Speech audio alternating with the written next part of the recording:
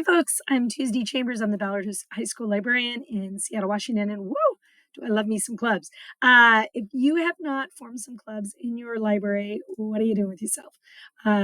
So these are just a couple that I think are really easy ways to build community and also build your library collection and build library joy. So one of the first ones is comic book club. So you have a whole subset of folks that just love Marvel, DC, heroes, the anti-heroes. So if you have a Hoopla account attached to any of your local libraries, highly recommend Comic Book Club. Kids love graphic novels. It's a great way to incorporate all different kinds of kids.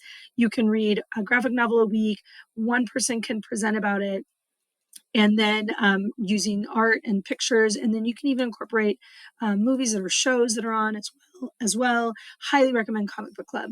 Another one I've talked about previously is Reading Buddies, where it's a club where you meet before school and you read to first and second graders, and you use online books that you would find on Libby or Hoopla, and then you just read the book to them, or they read the book to you. So it's been fantastic. Reading Buddies is a real hit with a lot of kids.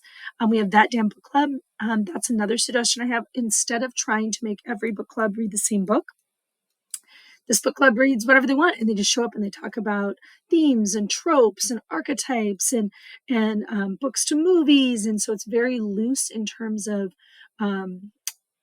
what particular topic is being talked about that day, but it is always grounded in the fact that we love reading. Another club that I think is great is library leaders. So a lot of people want to be involved that may or may not feel like readers, quote unquote, but they do like the idea of forming community and the library being a third space. And so library leaders meet for us once a week. They decorate the library, they create treat exchanges, they help with playlists, they help with any events or activities, and they just generally make the entire experience of the library feel really good. So that's library leaders. And you don't have to be a big reader to do that one, but it definitely is vital to the sort of like health and space of the library.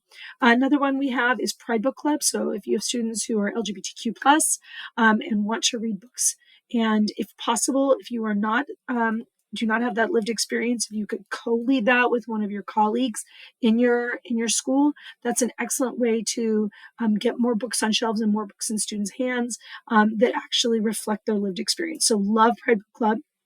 We also have Beaver Book Club in the past. So in the past, I had a club where I read with my principal, and we read the same book, and we invited kids to read with us. That was really fun.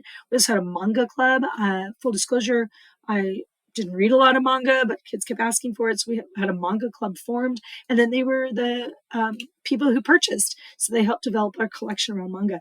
And of course, we always invite staff to collaborate with us. So if they have any sort of units of study that they're doing, if they want to bring students in and read together in the library, we have a lot of comfy furniture. We can dim the lights, really make it a class experience around reading and sharing literacy that kind of changes the space and changes the experience for a lot of students. So those are some clubs. We have different ones that are not listed here. We have Architecture Club. We have this music club called Drain Club.